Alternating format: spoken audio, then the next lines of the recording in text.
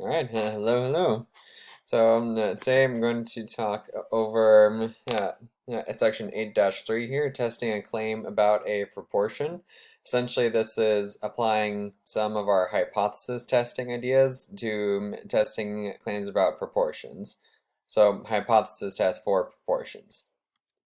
All right, key concepts again is this section presents complete procedures for testing a hypothesis or claim made about a population proportion. And this section uses components introduced in the previous section for the p-value method, the traditional method, or the use of confidence intervals. So again, what I want to stress is to use the p-value method or the confidence interval method, because the traditional method is essentially just the p-value method is essentially an extension of the traditional method, and the p-value method is more often used. Going on with key concepts, so two common methods for testing a claim about a population proportion are to use a normal distribution as an approximation to the binomial distribution, which is what we'll be doing each time, because you could use the exact binomial probability distribution, but we'll focus on using the normal distribution as an approximation. Alright, so some basic methods of testing claims about a population proportion. Some things we just gotta keep in mind are the notation. Again, n will still stand for the sample size or the number of trials. P hat will just be our sample statistic, where we get that from x over n, basically number of successes over total number. Then P is what will stand for the population proportion. Essentially, the number we'll be testing each time, and Q or Q hat being that 1 minus P or 1 minus P hat. So requirements for testing claims about a population proportion P are just like before with confidence intervals and basics of hypothesis testing, we want simple random samples. We want to try and satisfy the binomial distribution conditions, just being that we have all independent samples, a fixed number of trials, and the probability of a success is the same each time. And success and failure are just a broad idea for two categories of outcomes. And we want to satisfy the conditions that n times p is greater than or equal to 5, and n times q is greater than or equal to 5. And that might be referred to as large counts conditions in other sources.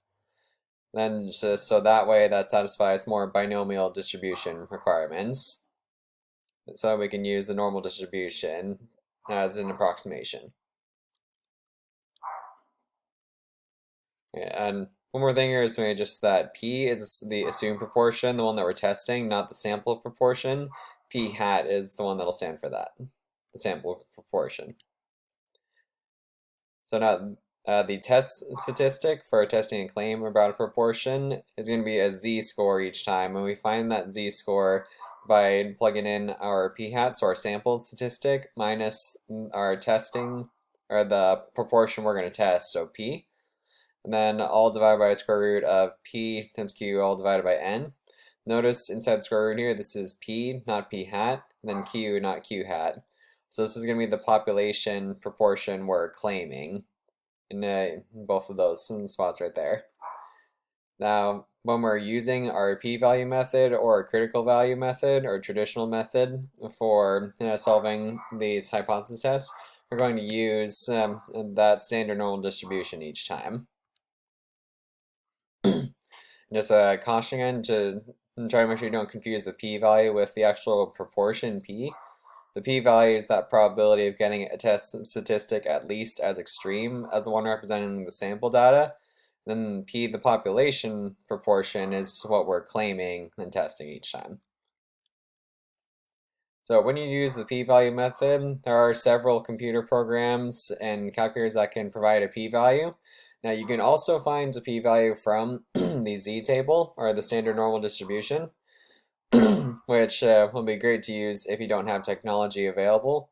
For our course, the main technology I would recommend would probably be StatsMetric, and I'll show you how to use those in just a bit.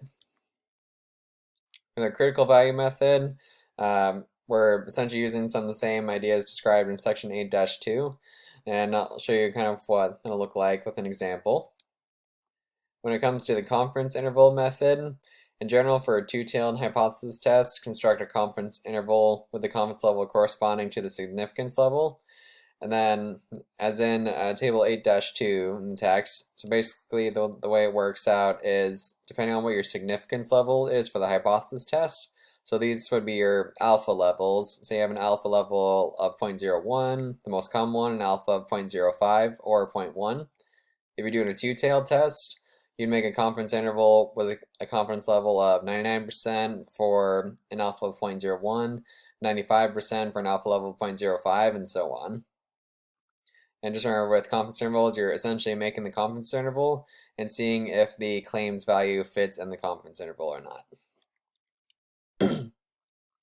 There's another caution here. When testing claims about a population proportion, the traditional method and the p-value method are essentially equivalent and will yield the same result since they use the same standard deviation based on the claim proportion p.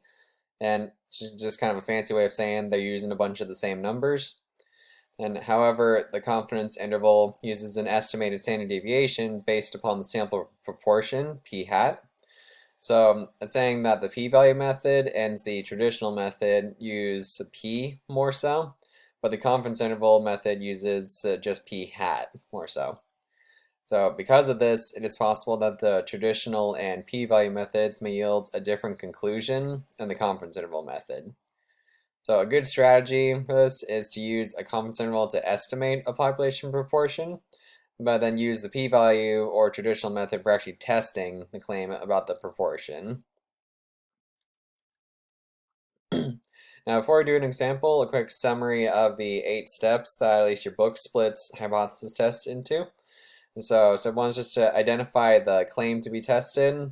Then step 2 is to identify the alternative if the claim is false. Usually this will be H0, this will be H1, but it'll depend on the problem. And from there, determine for sure which one of those claims will be H0, your null hypothesis, and which one will be H1 or HA, the alternative hypothesis. Next step, step 4, is to choose the significance level, or that type 1 error, also known as the alpha. Step 5 is to decide which distribution to use. So for problems involving proportions in this section, we'll use the z distribution each time. Step 6 is to find the test statistic and the p-value or critical value or the confidence interval depending on which method you're using.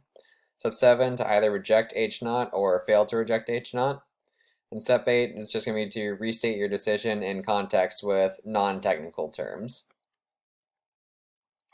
Alright, so for this example, based on information from the National Cybersecurity Alliance, 93% of computer owners believe that they have antivirus programs installed on their computers. In a random sample of 400 scanned computers, it is found that 380 of them, or 95%, actually have antivirus software programs. So we're going to use the sample data from scanned computers to test the claim that 93% of computers have antivirus software. So there's P that we'll use for our claim. So just a quick requirement check. There's 400 randomly selected computers, so a fixed number of trials, and they're all independent trials with 2 categories. Either it has antivirus program or it does not. Then we just want to satisfy that large counts condition, so n times p, notice that's p not p hat, greater than 5, and n times q greater than or equal to 5. We plug those in for 400, 0.93, 372, it's definitely bigger than 5. Then 400 has 0.07 for NQ, 28, it's also definitely bigger than 5. So all good there. So first we'll solve this example using the p-value method. So the original claim that 93% of computers have antivirus software can be expressed as p equals 0.93. And so the opposite of that original claim would have to just be p does not equal 0.93.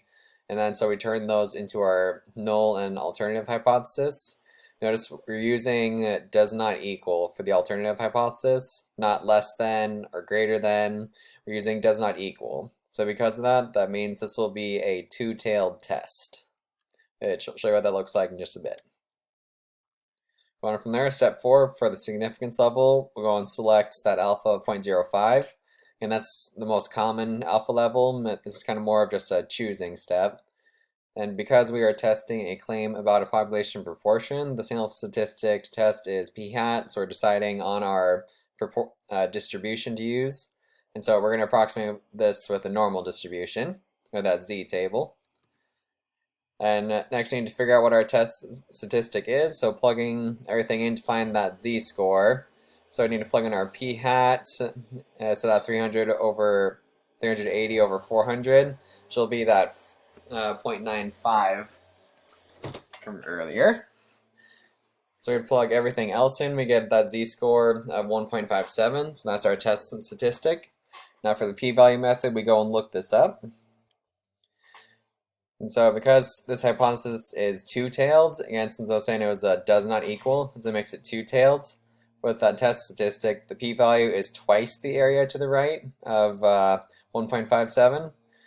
And so when we would look this up, we would find that the area to the right of 1.57 is 0.0582. So we multiply that by 2 to get 0.1164. So 0.1164 is our p-value. Now you can find that 0.0582 in a few ways, either using technology or you can also use a z-table. Let's see a few things right here. Notice that I drew off to the side here a negative 1.57 and then shaded that same area off to the right as 0.0582. This is a feature you can use with the normal distribution since it has symmetry.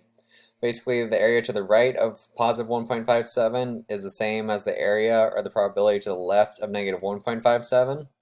And this is kind of a way of saying that our proportion p is not going to be greater than 0.93, it's not going to be less than 0.93.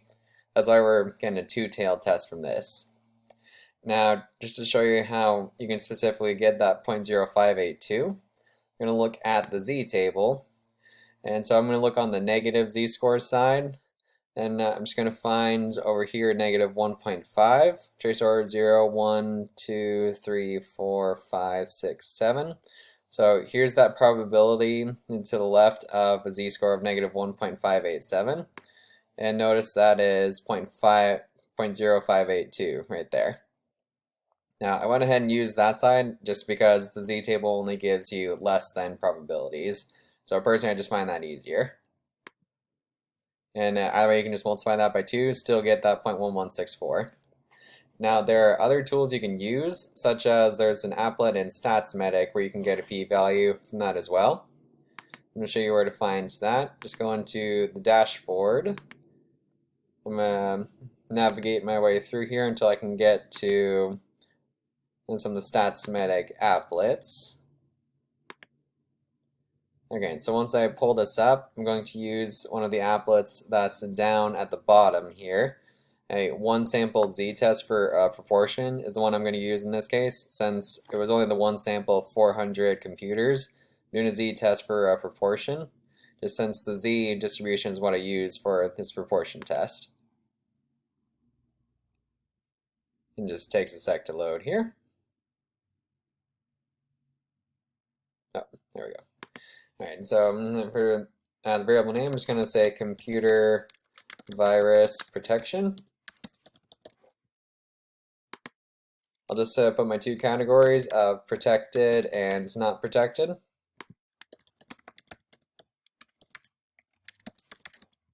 Notice it says that it wants me to input the frequencies here, not probabilities. So for that frequency of protected, I'm doing 380. And there were 20 left of those 400 that were not protected. Click on Begin Analysis. Displays a chart, which I don't totally need that, but some other information down here is notice that it gives me that 95%, so that's where I can find that p hat value. What I really want is down here, because here's where I'm going to be able to find my p value. Same thing, just keep it as one sample z-test. That's the variable I'm testing. Now, notice on the alternative hypothesis, I want to change this to p does not equal, and it says hypothesized percent. So I want to type it in as 93. Since I'm testing 93%, this one wants it as a whole number for the percent, not a decimal. Then I do perform inference, and it gives me a test statistic of 1.568, which is close to our 1.57. then a p-value of 0.117, which is still close to our 0.1164. I'm going to stop there and pick up in the next part.